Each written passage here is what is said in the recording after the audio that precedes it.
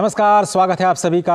आप देख रहे हैं इकॉनमी टुडे और मैं हूं अजय मिश्र। कारोबार जगत की तमाम खबरों पर रहती है हमारी नज़र और आपको बताएंगे कि आज की क्या है बड़ी हेडलाइंस। सबसे पहले शुरुआत करते हैं आज की टॉप लाइन से। भारत की G20 की अध्यक्षता का आज आखिरी दिन। प्रधानमंत्री नरेंद्र मोदी ने भारत की G20 की उपलब्धियों पर प्रमुख अखबारों में लिखा आलेख। सतत वित्त विषय पर आज वित्त मंत्रालय की होगी अंतिम वर्कशॉप।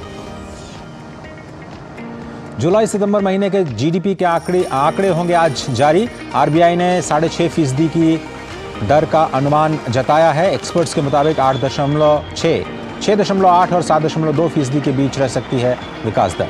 पहली तिमाही में 7.8% थी भारत की जीडीपी। और भारत के शहरी इलाकों में बेरोजगारी दर इस साल जुलाई सितंबर तिमाही के दौरान घटकर 6.6% रही। 5 सालों में सबसे कम रही बेरोजगारी की दर। महिलाओं की बेरोजगारी में भी आई कमी। और बीएसई और एनएसई पर टाटा टेक्नोलॉजी की आज होगी लिस्टिंग। निवेशकों को बम्पर प्रीमियम की उम्मीद। आज बढ़त के साथ खुले भारतीय शेयर बाजार। कल बम्पर बढ़त के साथ बंद हुए थे सेंसेक्स और निफ्टी। ये कुछ टॉप लाइंस जिन पर रहेगी हमारी नज़र। आपको बताएंगे कि रोजगार के मोर्चे पर कौन सी अच्छी खबर आई है। चर्चा भी करेंगे भारत के शेयर बाजार पर, लेकिन शुरुआत करते हैं अब तक की सबसे बड़ी खबर। भारत की अध्यक्षता में हुए G20 शिखर सम्मेलन का सफल समापन हो गया है और आज है G20 की अध्यक्षता का आखिरी दिन। समिट के पहले दिन आपको याद होगा कि सम्मेलन में घोषणा पत्र जारी करने पर 100% सहमति बनी थी। अंतिम सत्र को जब प्रधानमंत्री मोदी ने संबोधित किया तो उन्होंने कहा कि यहाँ हम ऐसे फ्यूचर की बात कर रहे हैं जिसमें हम ग्लोबल विलेज से आगे बढ़ करके ग्लोबल फैमिली को हकीकत बनता देखें। एक ऐसा फ्यूचर जिसमें देशों के केवल हित ही नहीं जुड़े हैं बल्कि हृदय भी जुड़े हों। और आज अंतिम दिन प्रधानमंत्री ने एक आलेख लिखा है जिसे सभी समाचार पत्रों ने प्रकाशित किया है। आइए देखते हैं क्या है बड़ी बातें उस आलेख की।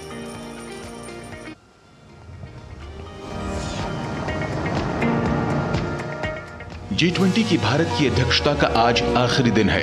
1 दिसंबर 2023 से ब्राजील G20 की अध्यक्षता संभालने जा रहा है। ये पहला मौका है जब लगातार तीसरी साल विकासशील देश के हाथों में G20 की अध्यक्षता की जिम्मेदारी है। प्रधानमंत्री नरेंद्र मोदी ने भारत की अध्यक्षता में आयोजित G20 को लेकर प्रमुख दैनिक समाचार पत्रों में लेख लिखा है। पीएम मोदी ने अपने लेख में लिखा कि आज भारत को G20 की अध्यक्षता संभाले हुए 365 दिन हो गए हैं। यह वसुधैव कुटुंबकम, एक पृथ्वी एक परिवार एक भविष्य की भावना को प्रतिबिंबित करने, पुनः प्रतिबद्ध करने और फिर से जीवंत करने का क्षण है। जैसा कि हमने पिछले साल यह जिम्मेदारी ली थी, उस वक्त वैश्विक परिदृश्य बहुआयामी चुनौतियों से जूझ रहा था। महामारी से उबरना, बढ़ते जलवायु खतरे, वित्तीय अस्थिरता और विकासशील देशों में ऋण संकट, ये सभी घटते बहुपक्षवाद के बीच थे। संघर्षों और प्रतिस्पर्धा के बीच विकास सहयोग प्रभावित हुआ, जिसके चलते प्रगति भी बाधित हुई। पीएम मोदी ने आगे लिखा कि G20 की अध्यक्षता ग्रहण करते हुए भारत ने दुनिया को यथास्थिति का विकल्प देने की कोशिश की और जीडीपी केंद्रित से मानव केंद्रित प्रगति की ओर बदलाव को पेश किया। भारत का लक्ष्य दुनिया को यह याद दिलाना है कि हमें क्या जोड़ता है, न कि हमें जो विभाजित करता है। आखिर वैश्विक बातचीत को विकसित होना ही था। कुछ लोगों के हितों को बहुतों से आकांक्षाओं के सामने जगह देनी पड़ी। जैसा कि हम जानते थे, इसके लिए बहुपक्षवाद में मूलभूत सुधार की आवश्यकता थी। समावेशी, महत्वाकांक्षी, कार्य उन्मुख, निर्णायक, ये 4 शब्द G20 अध्यक्ष के रूप में हमारे दृष्टिकोण को परिभाषित करते हैं। और नई दिल्ली लीडर्स घोषणा पत्र, जिसे सभी G20 सदस्यों द्वारा सर्वसम्मति से अपनाया गया, इन सिद्धांतों को पूरा करने की हमारी प्रतिबद्धता का प्रमाण है। पीएम मोदी के लेख में भारत की अध्यक्षता के दौरान लिए गए अहम फैसलों की झलक भी दिखाई दी। भारत ने voice of the global south summit ने बहुपक्षवाद की एक नई सुबह की शुरुआत की। 55 अफ्रीकी देशों के स्थायी सदस्य के रूप में अफ्रीकी संघ को मंच में शामिल करने से इसका विस्तार वैश्विक आबादी के 80% तक हुआ। भारत ने स्वास्थ्य, शिक्षा, लैंगिक समानता सहित सतत विकास लक्ष्यों पर प्रगति में तेजी लाने के लिए G20 के तहत 2023 कार्य योजना पेश की। G20 के माध्यम से global digital public infrastructure repository बनाई गई, जो समावेशी विकास की दिशा में एक अहम प्रगति है। 16 देशों के 50 से अधिक डीपीआई को शामिल करने वाला यह भंडार ग्लोबल साउथ को डीपीआई बनाने, अपनाने और स्केल करने में मदद करेगा। घोषणा पत्र का हरित विकास समझौता एक व्यापक रोडमैप की रूपरेखा तैयार करके भूख से निपटने और ग्रह की रक्षा के बीच चयन करने की चुनौतियों का समाधान करता है। G20 में पहली बार दुनिया ने माना कि 2030 तक सतत विकास लक्ष्यों के लिए विकासशील देशों को $5.9 ट्रिलियन की फंड की जरूरत है। भारत की अगुवाई में 87 आउटकम और 118 दस्तावेजों को सर्वसम्मति से स्वीकार करने में सफलता हासिल हुई। पीएम मोदी ने आगे लिखा, हमारे G20 की अध्यक्षता के दौरान भारत ने भू राजनीतिक मुद्दों और आर्थिक वृद्धि एवं विकास पर उनके प्रभाव पर विचार विमर्श का नेतृत्व किया। आतंकवाद और नागरिकों की संवेदनहीन हत्या अस्वीकार्य है और हम उन्हें शून्य सहिष्णुता की नीति के साथ संबोधित करना चाहिए। हमें शत्रुता पर मानवतावाद को अपनाना चाहिए और दोहराना चाहिए कि यह युद्ध का युग नहीं है। मुझे खुशी है कि हमारी अध्यक्षता के दौरान भारत ने असाधारण उपलब्धि हासिल की। इसने बहुपक्षवाद को पुनर्जीवित किया, ग्लोबल साउथ की आवाज को बढ़ाया, विकास का समर्थन किया और हर जगह महिलाओं के सशक्तिकरण के लिए संघर्ष किया। भारत ने one earth, one family, one future के मूल मंत्र के साथ 1 साल पहले जो शुरुआत की थी, उसे पूरा करने में भारत ने अपनी पूरी शक्ति लगाई और जन भागीदारी के जरिए भारत G20 को 1.4 अरब लोगों तक ले जाने में कामयाब रहा। Bureau report, DD news.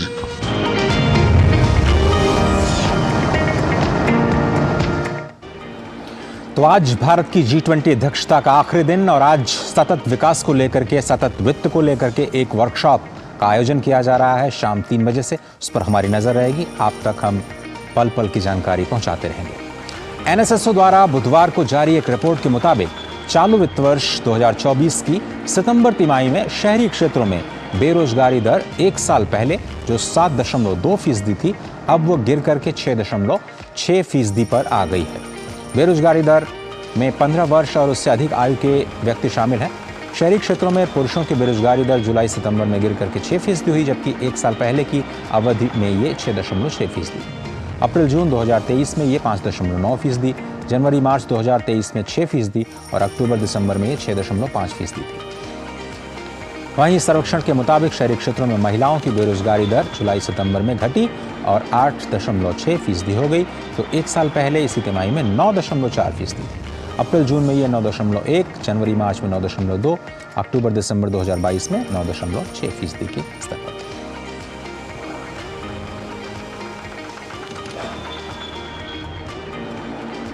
Amit निर्मल, जो कि उप महानिदेशक हैं एम्प्लॉयमेंट भारत सरकार में, वो हमारे साथ जुड़ रहे हैं। बहुत ही खास मेहमान इकोनॉमी टुडे में। बहुत बहुत शुक्रिया अमित जी वक्त निकालने के लिए। ये जो नया सर्वेक्षण है, ताज़ा सर्वेक्षण आपका जो आया है, वो कौन सी बड़ी बातें बताता है रोजगार के मोर्चे पर? देखिए, जो सर्वेक्षण है ये नेशनल सैंपल सर्वे ऑर्गेनाइजेशन करता है और ये रोजगार बेरोजगारी के ऊपर जो सर्वे किया जाता है हर साल, तो इसके 2 तरीके के आंकड़े निकलते हैं। एक तो एनुअल जो कि साल के होते हैं और एक क्वार्टरली जो कि तिमाही के होते हैं। और ये जो हम जिन आंकड़ों की बात कर रहे हैं ये तिमाही के आंकड़े हैं जो शहरी क्षेत्र के लिए निकाले जाते हैं। और इसके अंदर जो आपने जैसे बताया कि बहुत ही अच्छी खबर ये है कि अनएम्प्लॉयमेंट रेट पिछले इसी क्वार्टर जुलाई-सितंबर 2022 के मुकाबले 2023 के अंदर 7.2 से गिरकर 6.6% हो गया। मगर इसमें जो सबसे अच्छी चीज जो इस सर्वे से निकल के आई है कि जो फीमेल लेबर फोर्स पार्टिसिपेशन है और फीमेल एम्प्लॉयमेंट है, इसमें पुरुषों के मुकाबले ज्यादा अच्छी प्रगति हुई है। और अगर हम देखें जुलाई-सितंबर 2022 के कंपैरिजन में 2023 में, तो फीमेल लेबर फोर्स पार्टिसिपेशन 21.7 से बढ़कर 24% हो गया है शहरी क्षेत्र में। और एम्प्लॉयमेंट जो है फीमेल का 19.7 से बढ़कर 21.9% हो गया है जी, जो कि पुरुषों के कंपैरिजन में एक ज्यादा अच्छा आप कहेंगे कि अच्छी समावेशी विकास जी, समावेशी विकास की तरफ एक अच्छा दृष्टिकोण दिखाई देता है। लेकिन अमित जी ये समझाइए कि ये जो बेरोजगारी दर है उसका मतलब है क्या? लेबर फोर्स में जितने लोग हैं, क्या उतने लोगों को नौकरियां नहीं मिली हैं? उसको थोड़ा सा आसान भाषा में समझाइए। शायद आम लोगों को ये समझ में नहीं आता है कि बेरोजगारी दर जो आप निकाल रहे हैं शहरी क्षेत्रों में, उसका क्या खास मायने हैं। देखिए, एक्चुअली अगर आप देखें कि हमारी पूरी पॉपुलेशन के हिसाब से, तो पॉपुलेशन में 3 तरीके के लोग होते हैं। एक जो काम कर रहे हैं, एक जो काम करना चाहते हैं लेकिन उन्हें काम नहीं मिल रहा है, और तीसरा है जो काम करना भी चाहते भी नहीं और कर भी नहीं सकते, जैसे वो पढ़ाई कर रहे हैं, एजुकेशन में है, ट्रेनिंग में है, या बहुत ही बुजुर्ग लोग हैं। तो इस 3 तरह की पॉपुलेशन में से जो काम कर रहे हैं और जो काम करना चाहते हैं लेकिन उन्हें काम नहीं मिल रहा, इन दोनों को अगर हम जोड़ें तो ये लेबर फोर्स बनता है। इस लेबर फोर्स के अंदर काम करने वाले यानी एम्प्लॉयड, और काम नहीं कर रहे जो लेकिन काम करना चाहते हैं, जिन्हें काम मिल नहीं रहा, वो अनएम्प्लॉयड होते हैं। तो ये लेबर फोर्स के अंदर से ये अनएम्प्लॉयड निकल के आता है। अनएम्प्लॉयमेंट के लिए ये जरूरी है कि वो काम करना चाह भी रहा हो। ऐसा नहीं है कि उसको वो काम करना चाहता भी नहीं है और उसे काम नहीं भी मिल रहा तो वो लेबर फोर्स में नहीं आता। जी, ये सैंपल सर जो आप करते हैं उसका साइज क्या है, और क्या वो आप उसको एक पूरी इकॉनमी का एक रिफ्लेक्शन मान सकते हैं उस साइज के आधार पर? बिल्कुल मान सकते हैं। ये पूरे हमारे पूरे कंट्री के अंदर ये सर्वे किया जाता है और साइंटिफिक तरीके से एनएसएसओ इसको सर्वे करता है। इसमें 1,70,000 से ज्यादा लोगों के ऊपर सर्वे किया गया है, ये जिसके रिजल्ट हम देख रहे हैं। तो ये पूरी और हर इकोनॉमी के हर क्षेत्र के लोगों के कवर करता है और बड़ा ही साइंटिफिक तरीके से ये सर्वे किया जाता है। कम से कम रोजगार या बेरोजगारी के आंकड़े, दर के आंकड़े हमारे सामने आना शुरू हुए, पहले नहीं होता था, और 5 साल का ये सबसे अच्छा रिकॉर्ड माना जा रहा है इस तिमाही के जो आंकड़े जारी हुए हैं। आप लोगों को बहुत बधाई। क्या कोई सेक्टर्स भी हैं जहां पर आपको लगता है कि रोजगार के अवसर ज़्यादा बढ़े हैं, उसकी कुछ आप लोग करते हैं सर्वे, या फिर अभी ये लिमिटेड है केवल लेबर फोर्स और नंबर ऑफ अनएम्प्लॉयमेंट या एम्प्लॉयमेंट के ऊपर? नहीं, इसमें सेक्टर भी सर्वे किए जाते हैं, जो एम्प्लॉयमेंट अनएम्प्लॉयमेंट के कौन कौन से सेक्टर, किस सेक्टर में अच्छी प्रगति हो रही है। अब ये जो जिस सर्वे के रिजल्ट की हम बात कर रहे हैं, ये क्वार्टरली सर्वे है जो कि शहरी क्षेत्रों के लिए किया जा रहा है। तो ये क्वार्टरली रिजल्ट्स जो आते हैं, इसमें 3 क्षेत्र की बात होती है: एग्रीकल्चर, मैन्युफैक्चरिंग और टर्शरी सर्विस सेक्टर। तो इन क्षेत्रों के हिसाब से ये रिजल्ट निकाले जाते हैं, और इसके अंदर देखने में जो आया है कि इस क्वार्टर जुलाई सितंबर में एग्रीकल्चर सेक्टर में अच्छा इम्प्रूवमेंट है, सर्विस सेक्टर में अच्छा इम्प्रूवमेंट है, मैन्युफैक्चरिंग लगभग बराबर सा है। तो ये सेक्टर वाइज भी ये रिजल्ट निकाले जाए।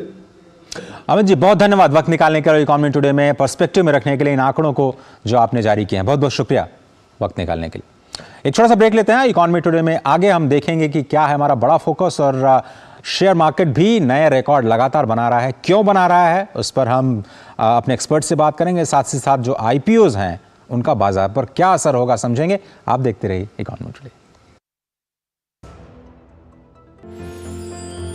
साल, बरस और सदी नहीं, एक युग गुजर जाएगा।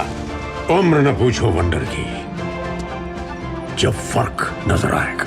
वंडर सीमेंट, फर्क नजर आएगा। तुम्हें पता है इन्वेस्टर्स के लिए कि इन्वेस्टर प्रोटेक्शन फंड होता है IPF, लेकिन अगर तुम्हारा ट्रेड एक्सचेंज पर एग्जीक्यूट नहीं हुआ या फिर कोई गारंटीड रिटर्न्स वाली स्कीम है, तो ये IPF आपकी मदद नहीं कर सकता है।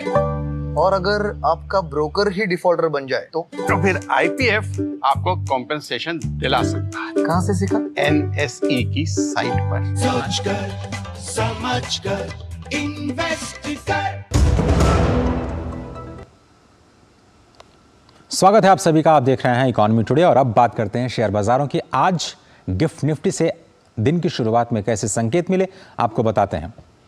तेजी के साथ आंकड़ा हमें दिखाई दिया 20,130 का गिफ्ट निफ्टी का, जो कि एक संकेत देता है कि भारतीय शेयर बाजार आज बेहतर खुलते हुए नजर आएंगे कल के मुकाबले। और इस वक्त हम देखें तो वही ट्रेंड जारी है। आज सेंसेक्स और निफ्टी की ओपनिंग की तरफ आपका ध्यान लेके जाने की कोशिश करते हैं।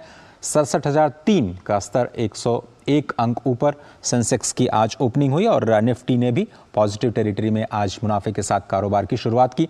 30 अंक ऊपर 20,126, एक बार फिर से 20,000 का आंकड़ा निफ्टी ने पार किया है। कौन कौन से सेक्टर्स हैं जहां पर बढ़त दिखाई दे रही है आपको बताएं। IT, टेक्नोलॉजी और मेटल्स, ये 3 सेक्टर्स को अगर आप छोड़ दें तो बाकी जितने इंडाइसेस हैं वो इस वक्त तेजी के साथ कारोबार करते हुए दिखाई दे रहे हैं। हीरो मोटोकॉप, आयशर मोटर्स, PPCL, अल्ट्रा टेक सीमेंट और डॉक्टर रेड्डीज, ये कुछ ऐसे स्टॉक्स हैं जहां पर 1 से करीब 4% तक की बढ़त इस वक्त दिखाई दे रही है। अगर हम उन स्टॉक्स पर ध्यान दें जहां पर थोड़ी सी गिरावट है, तो उनमें Hindalco, NTPC, Asian paints, Adani enterprises और टाटा स्टील करीब 0.39% से 0.63% की गिरावट के साथ कारोबार करते हुए नजर आ रहे हैं। अमेरिकी बाज़ारों की बात कर लेते हैं। अमेरिकी बाज़ारों में इस वक्त हम देखें तो जो वायदा कारोबार है वो मिक्स नज़र आ रहा है। डाउ जोन्स में बढ़त है 120 अंकों की, S&P 500 में गिरावट, नैस्डैक में भी गिरावट इस वक्त दिखाई दे रही है। दूसरे ग्लोबल मार्केट्स अपडेट आप तक पहुंचाते हैं और बताते हैं आपको कि लंदन के बाज़ार में 31 अंक की मंदी, ये कल के क्लोजिंग के आंकड़े। फ्रांस के बाज़ार में तेज़ी 17 अंकों की और डैक्स यानी जर्मनी के बाज़ार में 173 अंकों की कल तेज़ी हमें दिखाई दी थी और ये कल के आंकड़े आपकी स्क्रीन पर नज़र आ रहे हैं। ग्लोबल मार्केट्स में इस वक्त देखें तो एशियाई बाज़ारों में मिला जुला रुख।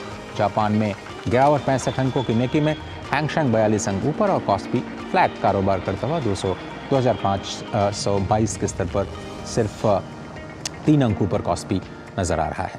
साथ ही साथ चलते चलते देख लेते हैं कि जो हमारे क्रूड ऑयल यानी जो कच्चे तेल के भाव हैं वो कल के मुकाबले कैसे आज नज़र आ रहे हैं। 82.91 करीब $83 के स्तर पर थोड़ी सी गिरावट कल के स्तरों से हमें दिखाई दे रही है। ब्रेंट क्रूड के भाव में गिरावट।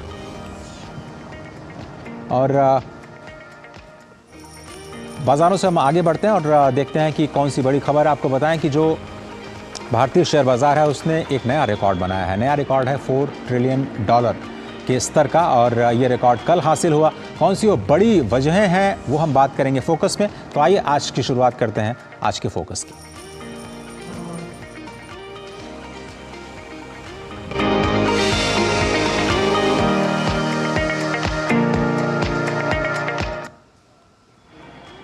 भारतीय शेयर बाजार में बुधवार का दिन निवेशकों के लिए बहुत सारी खुशियां लेकर के आया। बीएसई का सेंसेक्स 788 अंकों की बढ़त के साथ 66,902 पर बंद हुआ। एनएसई का निफ्टी भी 207 अंकों की बढ़त के साथ 20,000 का आंकड़ा पार किया, 20,097 के स्तर पर बंद हुआ। और इसके साथ ही देश का सबसे बड़ा stock exchange Bombay stock exchange का जो कुल बाजार पूंजीकरण है, मार्केट कैपिटलाइजेशन, $4 ट्रिलियन को पार कर गया। आपको ये खबर दिखाते हैं और उसके बाद अपने गेस्ट की ओर ले चलें।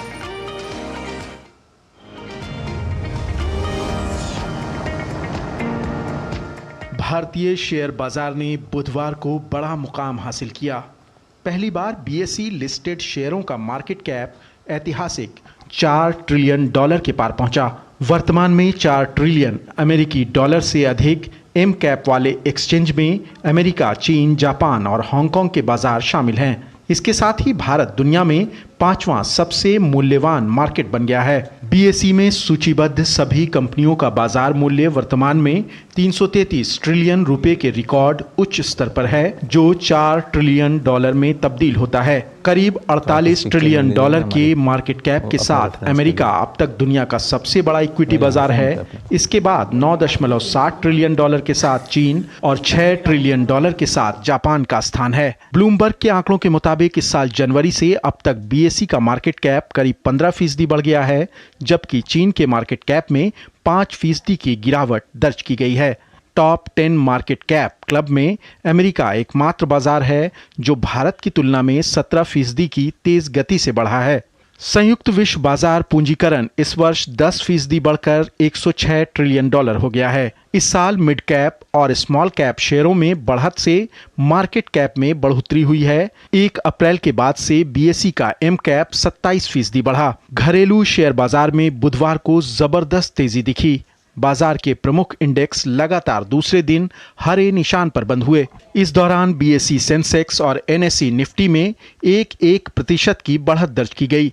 सितंबर के बाद पहली बार निफ्टी फिर 20,000 के पार पहुंच गया है। शेयर बाजार में निवेशकों का रुझान दिखाता है कि भारतीय अर्थव्यवस्था में स्थिरता पर उनका भरोसा बढ़ा है। सेंसेक्स और निफ्टी इस बार 13 सितंबर के बाद अब वापस से अपने उस लेवल को क्रॉस किया है और इस समय 20,100 का आंकड़ा और सेंसेक्स ने 67,000 का आंकड़ा वापस से छुआ है। ये तेजी इस समय मार्केट में इसलिए देखने को मिल रही क्योंकि यहां पर ग्लोबल जो मार्केट है उनसे पॉजिटिव संकेत और भारत के फंडामेंटल यहां पर स्ट्रांग है, जिसकी वजह से अक्रॉस द सेक्टर, चाहे auto, cement, FMCG, energy, bank, इन सभी काउंटर में यहां पर तेजी का ट्रेंड देखने को मिल रहा है और इसी वजह से यहां पर अच्छी खासी बाइंग जो है वो देखने को मिल रही है। सेंसेक्स 728 अंकों की बढ़त के साथ 66,902 के स्तर पर कारोबार करता दिखा। दूसरी ओर निफ्टी 207 अंक मजबूत होकर 20,097 के लेवल पर पहुंच गया। बाजार में चौतरफा खरीदारी दिखी। इस दौरान बैंकिंग, ऑटो और आईटी सेक्टर के शेयरों में मजबूती आई। Bureau report, DD news.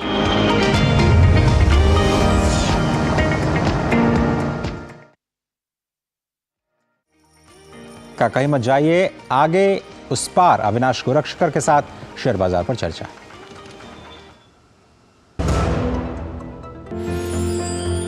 साल, बरस और सदी नहीं, एक युग गुजर जाएगा। उम्र न पूछो वंडर की, जब फर्क नजर आएगा। वंडर सीमेंट, फर्क नजर आएगा। इस खास प्रोग्राम में जुड़ रहे हैं अविनाश गोरक्षकर मुंबई से, हमारे आज के स्टॉक मार्केट एक्सपर्ट। अविनाश, बहुत शुक्रिया। एक बड़ा आंकड़ा $4 ट्रिलियन का मार्केट कैप के हिसाब से बीएसई ने कल छुआ। क्या है मायने और क्या है वजह फंडामेंटल्स की जिसकी वजह से लगातार तेजी देख रहे हैं हम लोग? Good morning. देखिए, पहली बात तो 4 ट्रिलियन का जो नंबर है वो ऐतिहासिक है। आपने सही कहा कि बहुत कम ऐसे मार्केट्स हैं जिन्होंने इतना अचीव किया है। सबसे बड़ी बात, ये अचीवमेंट इस समय आता है जब एफआईएस काफी बड़ी मात्रा में बिकवाली कर रहे हैं, लेकिन जो डोमेस्टिक फंड्स है और जो रिटेल इन्वेस्टर्स है उनका एसआईपी का आंकड़ा बढ़ते जा रहा है। इनफैक्ट आपको मैं बता दूं कि अभी हर महीना करीबन 17,000 करोड़ एसआईपी से डोमेस्टिक म्यूचुअल फंड्स को मिलता है। तो ये बहुत इंपॉर्टेंट है कि हम समझे कि डिस्पाइट एफआईएस सेल ऑफ, ये 4 ट्रिलियन का मार्केट कैप हो चुका है। अभी जो इंपॉर्टेंट मैक्रो नंबर्स है वो ये है कि हमारे यहाँ पे जीडीपी का ग्रोथ का आंकड़ा है वो सारे इमर्जिंग मार्केट्स में बेहतरीन है। इनफैक्ट हम चाइना को कंपेयर करें तो चाइना का भी नंबर हमने उसको आगे पिछाड़ रखा है और आने वाले सालों में आज जो जीडीपी का आंकड़ा आने वाला है वो करीबन 6.96% है, लेकिन हमारा मानना है कि अगले 2 साल में ये कम से कम 7-7.5% जाने की अपेक्षा रखता है। सबसे बड़ी बात, इंडिया एक ऐसा इमर्जिंग मार्केट हो चुका है जहां पे अर्निंग स्टोरी, कॉर्पोरेट ग्रोथ, जो माहौल है, पॉलिटिकल स्टेबिलिटी है, ये सब देखते हुए जो निवेशक है इन्होंने काफी बड़ा पैसा डाला है। लेकिन मैं यही कहूंगा कि डोमेस्टिक बाइंग से ज्यादातर ये हुआ है। आगे जब एफआई की बाइंग आएगी, होपफुली इलेक्शंस के बाद मार्केट सेटल होगा, स्टेबल होगा, तो उसके बाद और भी तेजी का माहौल आएगा। तो ये तो शुरुआत है, but definitely it's a good achievement. Avinash ji, लेकिन अगर हम बात करें विदेशी रुझान की, जिसकी आप भी उम्मीद कर रहे हैं कि शायद एफआई इन्वेस्टमेंट आए, भारत के बाजार को लेकर के बाहर क्या रुख है? क्या वो इमर्जिंग मार्केट्स में भारत को एक बढ़ती हुई अर्थव्यवस्था और बढ़ते हुए बाजार के तौर पर ले रहे हैं? और क्या भारतीय शेयर बाजार में इन्वेस्टमेंट और बढ़ेगा, आप ये कह रहे हैं? बिल्कुल। देखिए, हम काफी फॉरेन इन्वेस्टर्स से बातचीत करते हैं और सबसे बड़ा जो मुद्दा है जो अभी आपको दिख रहा है कि एफआई का नंबर नेगेटिव आ रहा है, वो इसलिए क्योंकि डॉलर एप्रिशिएट हो रहा है, रुपया वीक हो रहा है, तो नया डॉलर इंडिया में नहीं आ रहा है। लेकिन एक बात तो क्लियर है कि जैसे पॉलिटिकल इलेक्शंस होंगे, स्टेबिलिटी आएगी, क्योंकि इलेक्शंस के पहले 3-6 महीने के पहले मार्केट में वॉलेटिलिटी भी बढ़ेगी। बट इतना जरूर है कि इंडिया में रुचि बहुत है, ग्रोथ काफी सिग्निफिकेंटली ज्यादा है और पैसा जरूर आएगा। तो मुझे लग रहा है कि निवेशकों को लॉन्ग टर्म नजरिया से ही मार्केट को देखना चाहिए और ये लिक्विडिटी एक बार इंडिया में आती है एफआईएस के पॉइंट ऑफ व्यू से, तो आपको शायद और तेजी देखने को मिलेगी, जो मेरे ख्याल से ओवरऑल मार्केट का जो डेप्थ और मैच्योरिटी है, लिक्विडिटी है, वो सारी चीजों को और भी बेहतरीन करेगा। मेरा अंतिम सवाल इस कार्यक्रम में जो शायद सभी के मन में होगा, आईपीओस का मौसम चल रहा है, बहुत सारे आईपीओस में लोगों ने पैसा लगाया होगा। क्या ये आईपीओस भारत के शेयर बाजार को और सपोर्ट करते हुए नजर आएंगे? आगे जाते हुए आईपीओस का क्या भविष्य है?